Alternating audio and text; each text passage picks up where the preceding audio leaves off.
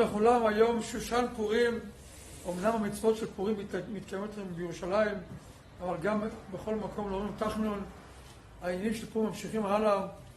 כל המצוות, כל העניינים של פורים זה עניין של אחדות ישראל, אהבת ישראל, לעזור אחד לשני, להתאחד אחד עם השני, ובמיוחד בשנת הקל.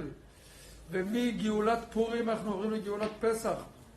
כבר חושבים על מבצע מצה בעזרת השם פה בגבעתיים, לחלק בלי נדר בכל בית בגבעתיים מצה שמורה. בטח כל אחד יהיה שותף בזה בבניין שלו, ברחוב שלו, בשכונה שלו, בכל הלקוחות שלו, בבית כנסת שלו, בכל מקום ומקום. שיהיה בהצלחה רבה לכולם.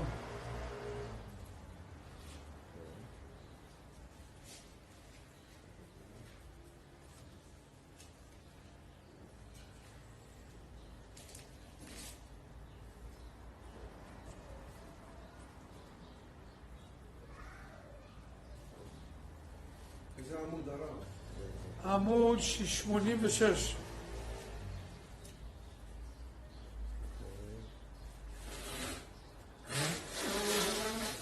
שלום לכולם. רבינו הזקן מדבר על העניין הגדול, שהשמחה הגדולה שיש ליהודים מהעובדה שהקדוש ברוך הוא נמצא אצלו, הוא נעשה מכון ומשכן לקדוש ברוך הוא אצלו.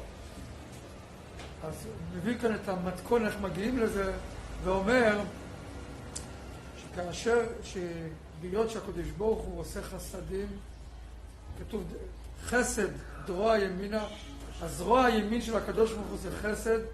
אז כאשר יהודי עושה חסדים, אז נהיה מכון משכן לקדוש ברוך הוא.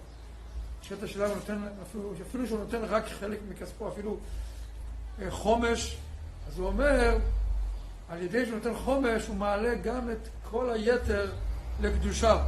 דבר נוסף, שגם הצרכים הגשמיים שלו, שהוא אוכל ושותה והבית וכל העניינים, הכל זה גם קדושה, כי זה נותן לו את הכוח ללמוד תורה ולקיים מצוות. אז גם חפציו הגשמיים גם כן הופכים להיות קודש ומשכן לקדוש ברוך הוא, בצורות טובות ומשמחות.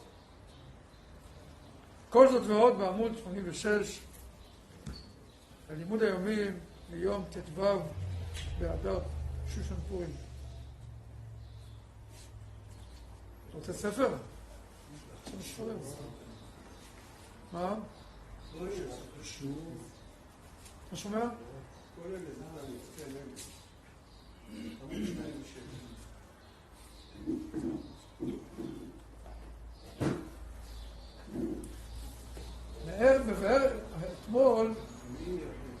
אתמול בשיעור שהתניא רבינו הזקן אמר שבקשר להשארת השכינה אצל יהודים היה ראוי אצל האבות הקדושים שהיו מרכבה לקדוש, שכל כולם היו מרכבה והיו משכן לקדוש ברוך הוא, אבותינו אברהם, יצחק ויעקב. כך הקדוש ברוך הוא אמר משכן בית המקדש שבו יהיה מקום להשרות שכינתו כאן למטה. המשיך רבינו הזקן ואמר, ומה היה לאחר שנחרב בית המקדש? אז הוא אומר, איך עושים משכן לקדוש ברוך הוא כל אחד בעצמו? על ידי התורה. כשיהודי לומד תורה, כתוב משחרב את המקדש, אין לקדוש ברוך הוא בעולמו אלא ד' אמות של הלכה. כשיהודי לומד תורה, אזי הוא יוצר דירה לקדוש ברוך הוא בעצמו. אז היום רבינו הזקן מדבר על אחד כזה, והוא המשיך ואמר, שגם אחד כזה שצריך לצאת לעבודה, אז מספיק, אם זה לפי דיני ההלכה בשולחן ערוך, בהלכות תלמוד תורה, אז הוא אומר שם, שאפילו פרק אחד שחרית ופרק אחד ערבית, אז זה יוצר אצלו שהוא נהיה אושפזיכין מהריח לגבורה, לקדוש ברוך הוא. הוא אומר, מוסיף ואומר, אם ירחיב לו השם, למשל אם הוא פתאום קיבל את הירושה או הרוויח בפיס, אז הוא אומר, אם ירחיב לו השם, אם ירחיב השם לא עוד, אז טהור עיניים יוסיף אומץ. ברגע שהוא יוכל, הוא ילמד יותר תורה. כל היום טוב, כל היום כולם. ומחשבה טובה, כדי לא טובה למעשה. אומר רבינו הזקן, וגם שאר היום כולו שעוסק במשא ומתן, יהיה מכון לשבטו יתברך. איך יכול להיות מכון לשבטו? כאשר הוא עוסק במשא ומתן, הוא עובד. איפה הוא, איפה הקדוש ברוך הוא? הוא חושב על עצמו, על הכסף שלו. אומר רבינו הזקן, בנתינת הצדקה שנותן ביגיעו, שהיא הצדקה ממידותיו של הקדוש ברוך הוא. מה הוא רחום? כמו שכתוב בתיקון, עם חסד זרוע ימין, חסד זרוע ימין. אומר רבינו הזקן, ואף שאינו נותן אלא חומש, רק 20%, מה קורה עם ארבע החלקים האחרים? 80%. הוא אומר, הרי החומש מעלה בו כל 4 ידות להשם, להיות מכון לשבטו יתברך.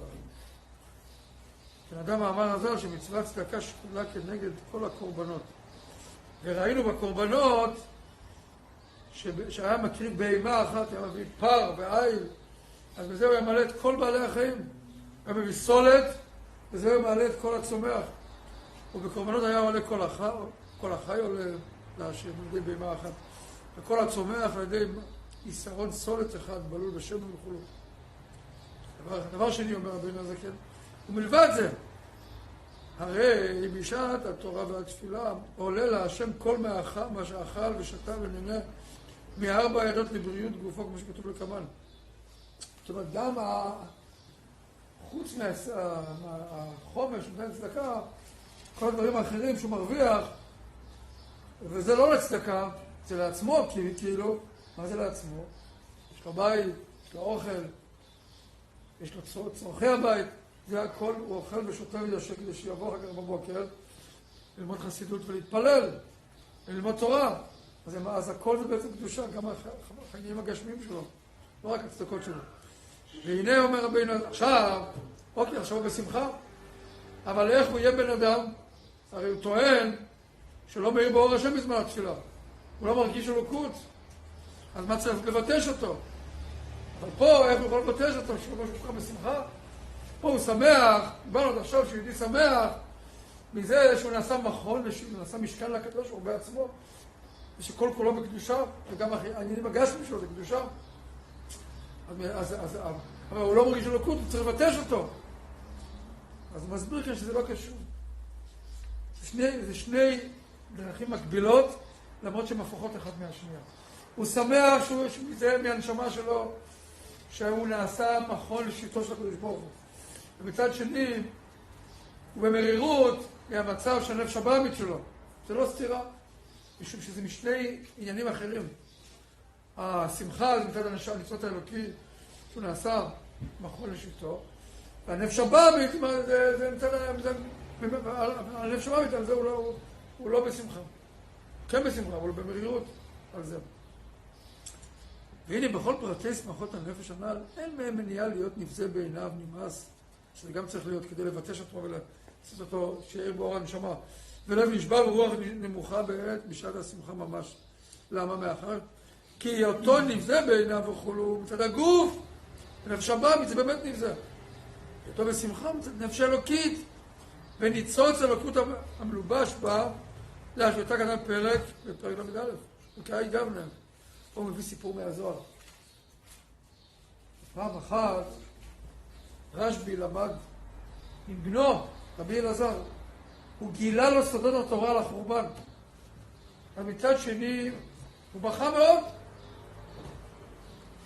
שמע על החורבן. מצד שני, בשמחה הוא שמע פה סודות מאוד נעלים על החורבן. אז יש פה סודות, דברים נפלאים שגרמו לשמחה, אבל העניין של החורבן זה גרם לעצבות. אז הוא אמר, זה לא בסתירה, זה מצד הנשמה, הנשמה קדושה, והקדוש ברוך הוא שומר בעצמו, זה האלוקות שהוא שמע. מצד שני, הבכי מגיע מצד מה? מצד החורבן, זה קשור מצד עוונותינו, שקשור לנפש הבאמית, התגברות הקליפות. וכאי גם נהיית בזוהר, בכי התקיע בליבוי, בכי תקוע בלב מסית רדו מצד אחד, וחטא התקיע בליבוי מסית רדו, וחטווה תקוע בלב מצד שני. שיהיה בשורות טובות, שיהיה פורים שמח, ומשמח גאולה לגאולה, מגאולת פורים, לגאולת פסח. כל אחד יהיה שותף להביא את המצות